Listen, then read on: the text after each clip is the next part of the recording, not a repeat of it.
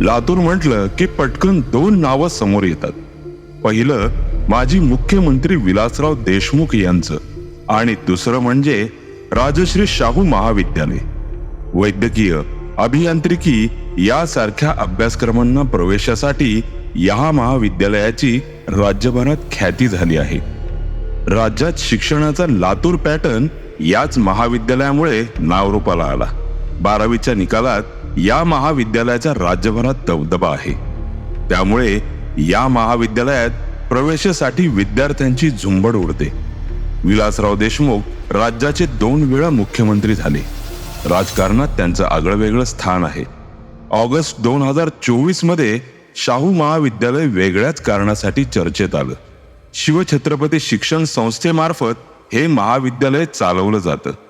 या संस्थेत आर्थिक गैरव्यवहार झाल्याचा आरोप संस्थेचे अध्यक्ष, भाजपचे राज्यसभेचे माजी खासदार गोपाळराव पाटील यांनी केला होता.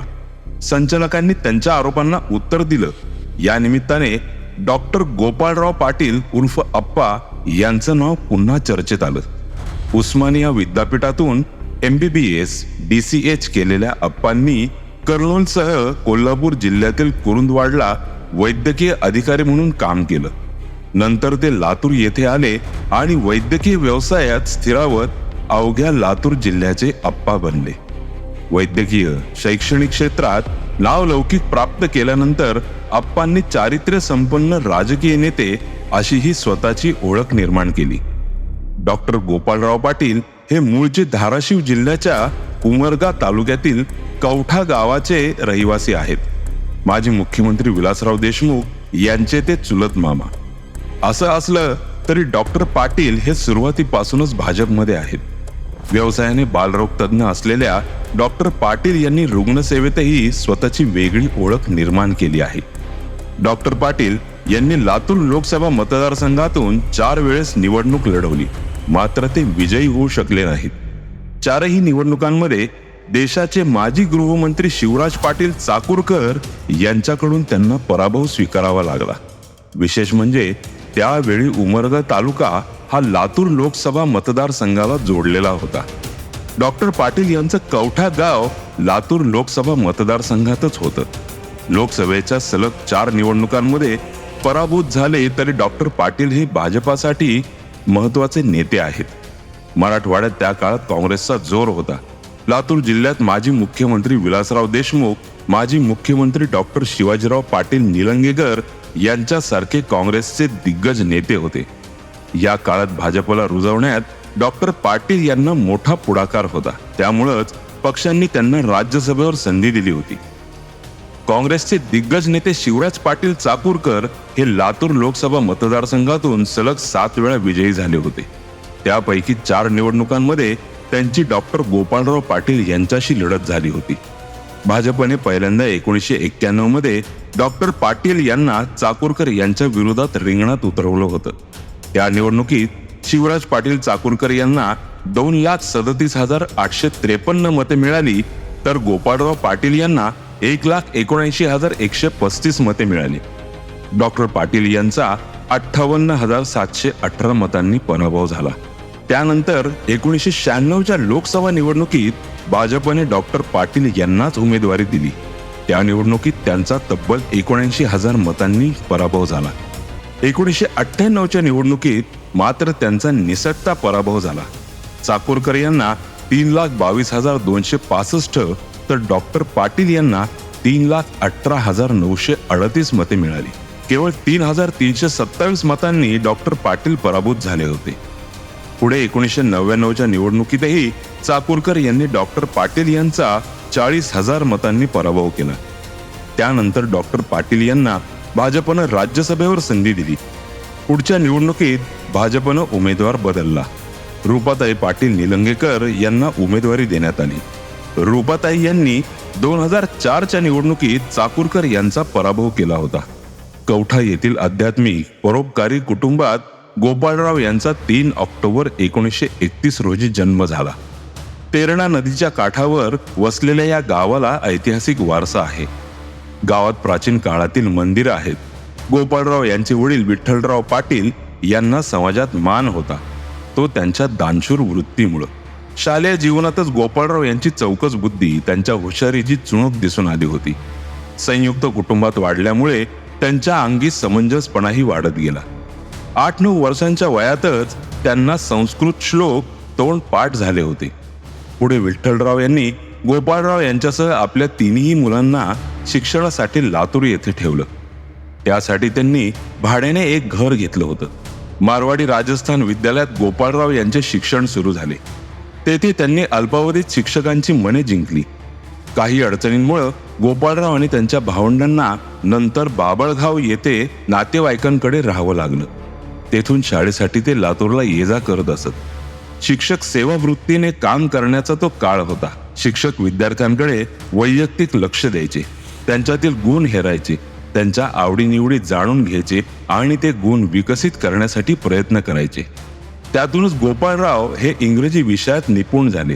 ते अत्यंत हुशार असल्यामुळे त्यांना 5वीतून थेट 7वीत प्रवेश देण्याचा निर्णय घेण्यात आला होता.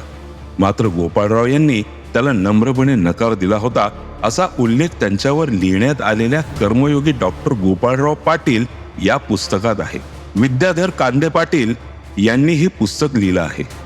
गोपाळराव पाटील यांचं 3री ते 8वी पर्यंतचं शिक्षण लातूरमध्ये झालं. त्याच काळात रजाकारांच्या कारवाया वाढल्या होत्या. त्यामुळे आपण पुढील शिक्षणासाठी सोलापूरला ठेवण्यात आलं. सोलापूर येथील हरिभाई देवकरण प्रशालेतून ते 10वी उत्तीर्ण झाले. पुढे त्यांनी हैदराबाद येथील निजाम कॉलेजमध्ये प्रवेश घेतला. त्यानंतर त्यांनी वैद्यकीय शिक्षण पूर्ण केलं. ग्रामीण भागात आरोग्य सुविधांची गरज लक्षात घेऊन त्यांनी हा निर्णय घेतला होता. हैदराबादच्या उस्मानिया विद्यापीठातून त्यांनी MBBS नंतर DCH हा अभ्यासक्रम पूर्ण केला. पदव्युत्तर शिक्षणासाठी परदेशी जाण्याची त्यांची इच्छा होती, मात्र काही कारणांमुळे ती पूर्ण होऊ शकली नाही. वैद्यकीय शिक्षण पूर्ण झाल्यानंतर त्यांनी हैदराबाद परिसर आणि कोल्हापूर जिल्ह्यातील कुरुंदवाड येथे काही वर्षे शासकीय वैद्यकीय अधिकारी म्हणून काम केलं. 1965 मध्ये शासकीय नोकरीचा राजीनामा देऊन त्यांनी गाव जवळ केलं, म्हणजेच ते लातूरला आले. लातूर येथे त्यांनी वैद्यकीय व्यवसाय सुरू केला. प्रदीर्घ वैद्यकीय सेवेत त्यांनी रुग्णांना शक्यतो ऍडमिट करून घेतलेच नाही. आंतर रुग्ण सुविधाही ठेवली नाही, असा उल्लेख त्यांच्यावर लिहिलेल्या पुस्तकातून आढळून येतो. आजारी मुलांवर परिपूर्ण उपचार करण्याची काळजी त्यांनी नेहमीच घेतली. पुढे 1991 मध्ये डॉक्टर गोपाळराव पाटील यांनी भाजपमध्ये प्रवेश केला. चारित्र्य संपन्न राजकीय नेते अशी त्यांची ओळख निर्माण झाली. तत्पूर्वी शिवछत्रपती शैक्षणिक संस्थेच्या माध्यमातूनही त्यांनी नावलौकिक मिळवला होता. त्या काळात लातूर जिल्ह्यात काँग्रेस शक्तिशाली होती. माजी मुख्यमंत्री विलासराव देशमुख, माजी मुख्यमंत्री शिवाजीराव पाटील निलंगेकर असे दिग्गज नेते काँग्रेस पक्षात होते. डॉक्टर पाटील यांनी भाजपमध्ये यावं यासाठी प्रमोद महाजन आणि गोपीनाथ मुंडे आग्रही होते. डॉक्टर पाटील यांच्या भाजप प्रवेशानं लातूर जिल्ह्यातील राजकारणात खळबळ उडाली.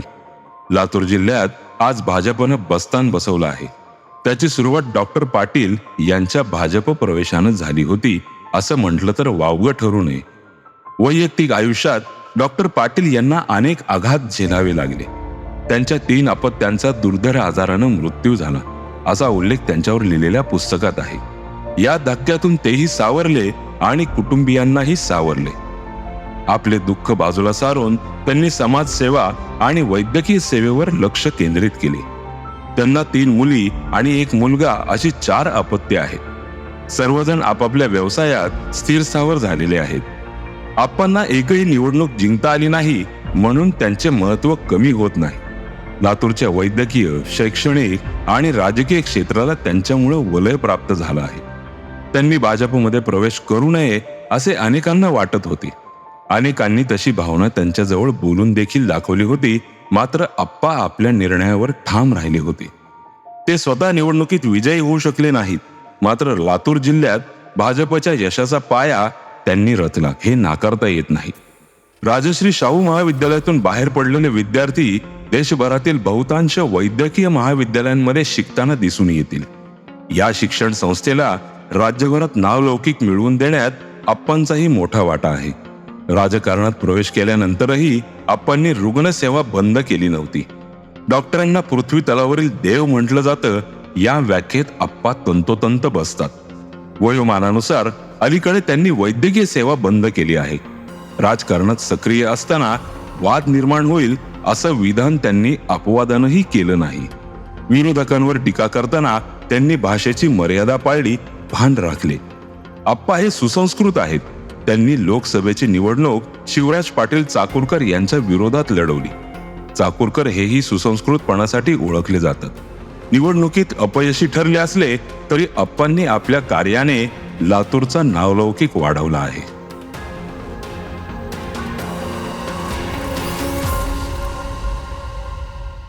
हा एपिसोड ऐकल्याबद्दल धन्यवाद। या एपिसोडची स्क्रिप्ट सरकारनामा टीमने तयार केली आहे आणि मी आहे तुमचा निवेदक परेश शिंदे।